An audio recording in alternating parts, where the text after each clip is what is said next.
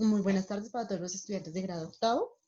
El día de hoy vamos a hablar sobre el tema de la Revolución Francesa y el nacionalismo, que es el tema que teníamos y estamos viendo en nuestra segunda guía de este tercer periodo.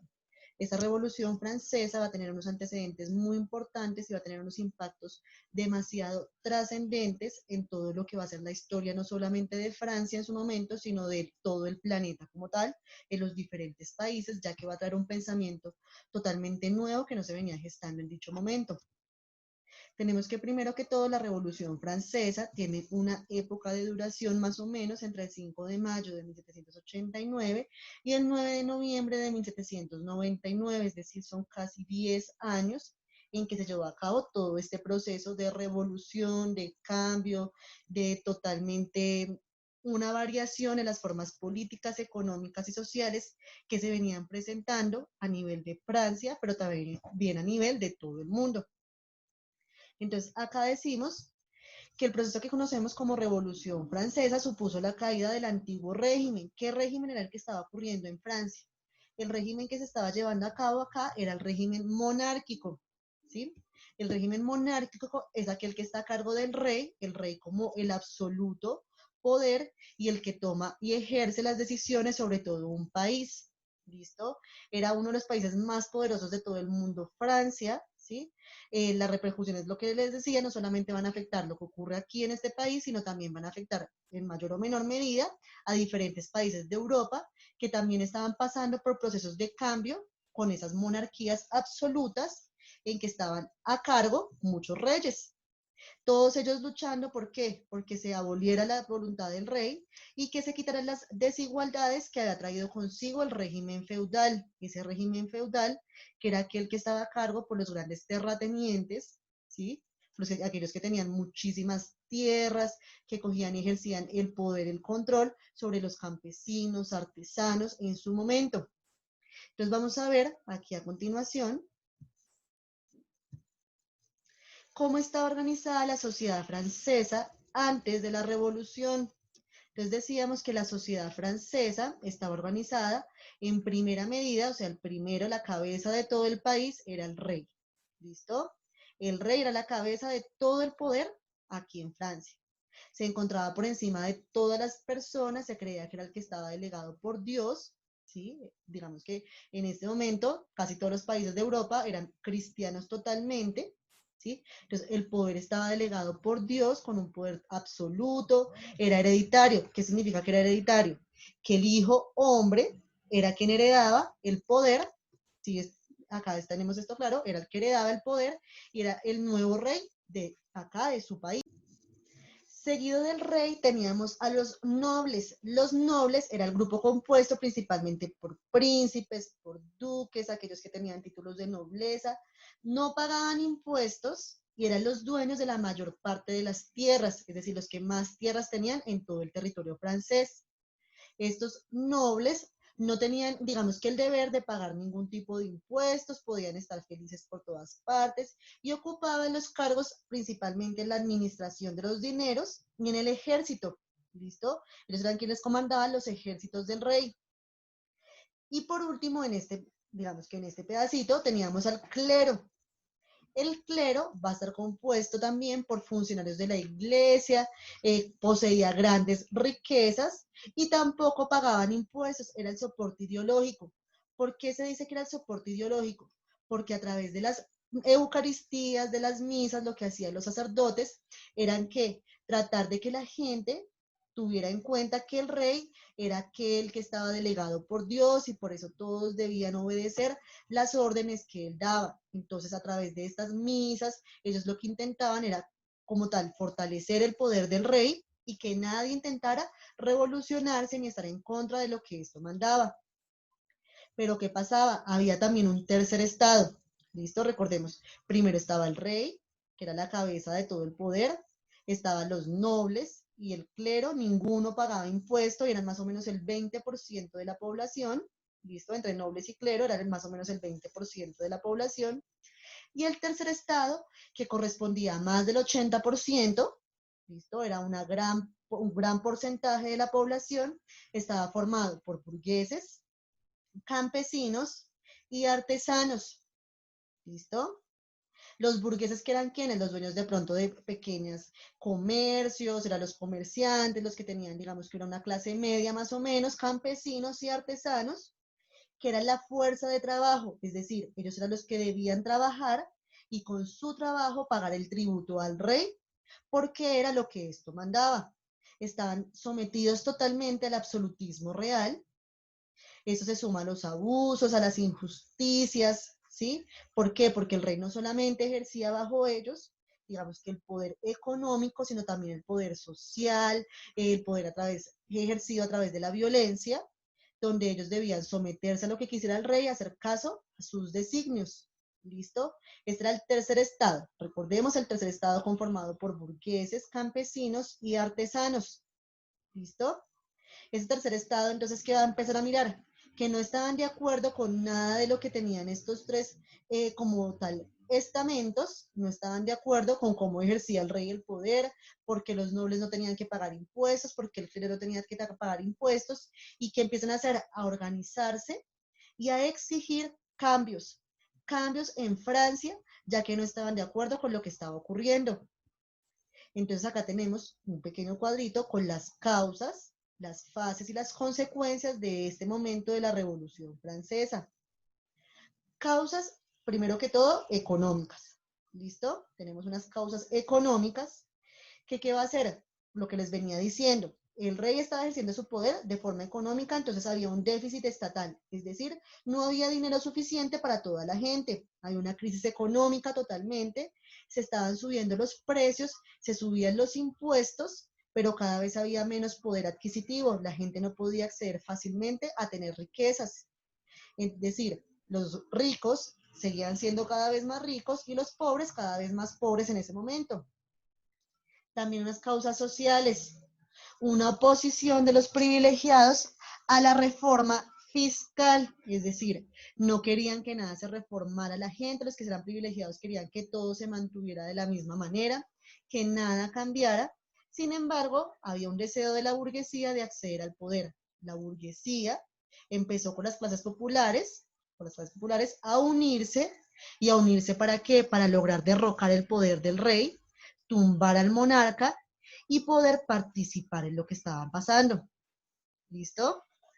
También habían unas causas político-ideológicas, es decir, había unas ideas ilustradas. ¿Qué significa eso? Pues que la gente ya no era, digamos que totalmente ignorante, conocían, sabían lo que estaba pasando y pues querían cambiar. No estaban de acuerdo con esa forma de gobierno y querían que cambiarlo totalmente. De alguna manera tenían que cambiarlo, tenían que buscar cómo beneficiarse todo el pueblo y no solamente una partecita de Francia, que era el rey, los nobles y el clero. Aquí, ¿qué pasa? Pues todas estas causas van a llevar a unas fases de la Revolución Francesa. La primera fase va a ser la Asamblea Nacional. Esa Asamblea Nacional va a ser como el inicio también de esta revolución, ¿listo? Con la toma de Bastilla, Bastilla que va a ser una fortaleza muy importante, un símbolo muy importante de los franceses, digamos que de los monarcas franceses. ¿Por qué? Porque era principalmente un lugar para defenderse y después se convirtió en una cárcel para los reyes que cometían algún tipo de abuso. ¿Listo? Esto vamos a verlo a continuación, después de ver estas fases y consecuencias, vamos a ver qué pasó con esa toma de Bastilla y por qué es tan importante para esta Revolución Francesa. Entonces, ¿qué pasó? Toda la gente, el pueblo, empezó a exigir una asamblea nacional. Era necesario que se reunieran no solamente el rey con su clero, listo, y con la nobleza, sino también era importante que se reuniera con el pueblo para escuchar lo que ellos querían.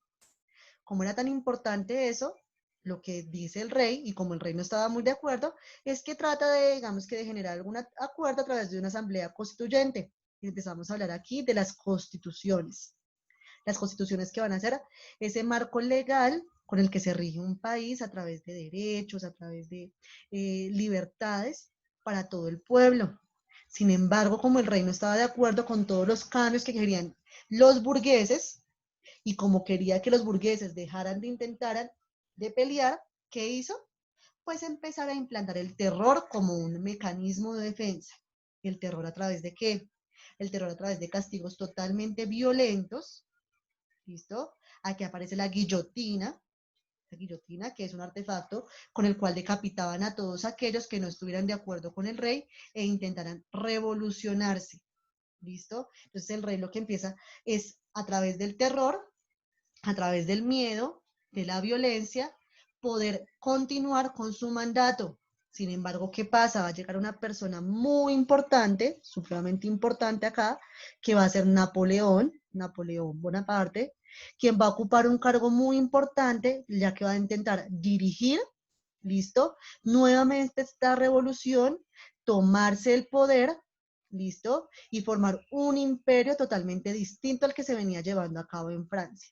Aquí se empieza entonces la gente a unir, Napoleón convoca a todas las personas para poder revolucionarse, para poder unirse, entonces acá empiezan a luchar todas las fuerzas de Napoleón, el pueblo empiezan a unirse en contra del ejército del rey y lo que hacen es, digamos que derrocar el poder del rey. Lo van a derrocar totalmente, va a desaparecer ese antiguo régimen como consecuencias, es decir, el monarca como se conocía, se desaparece, ya no va a ser el único y el absoluto que tiene el poder.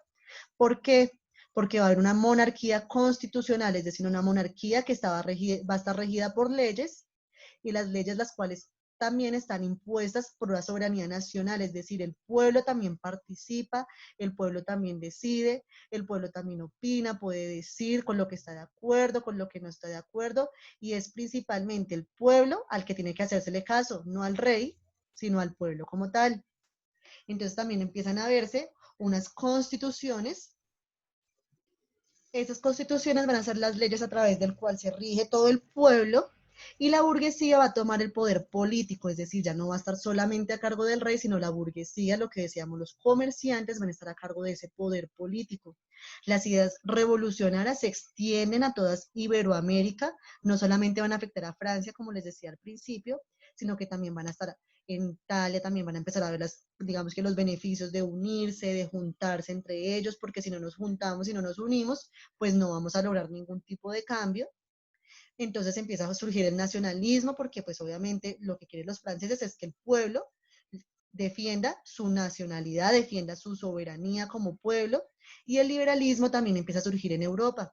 El liberalismo, recordemos también que en esta revolución francesa va a surgir algo muy importante que van a ser los derechos del hombre.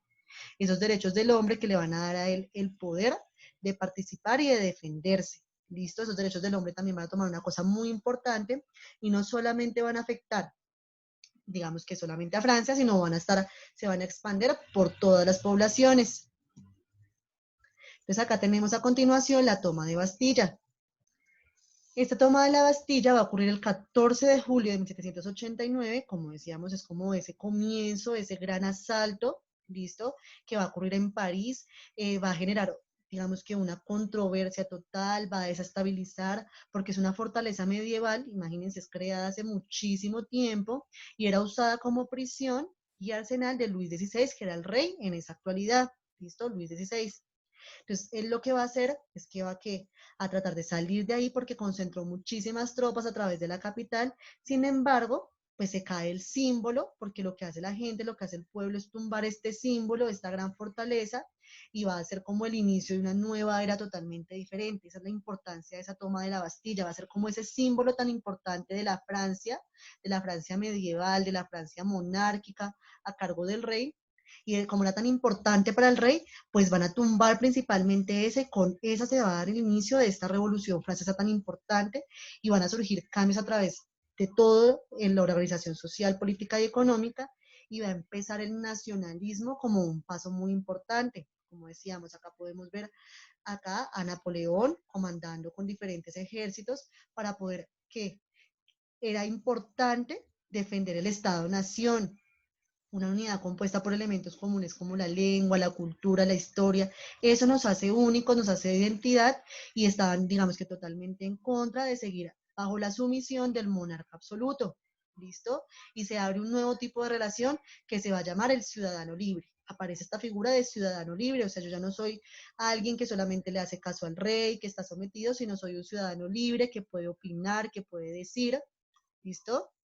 Entonces se empieza a exaltar la nación como algo importante frente a la monarquía, ¿listo? Para la monarquía, digamos que en ese momento no era tan importante la nación, Y todos estos cambios van a traer algo, digamos que una palabra muy esencial, que va a ser el nacionalismo.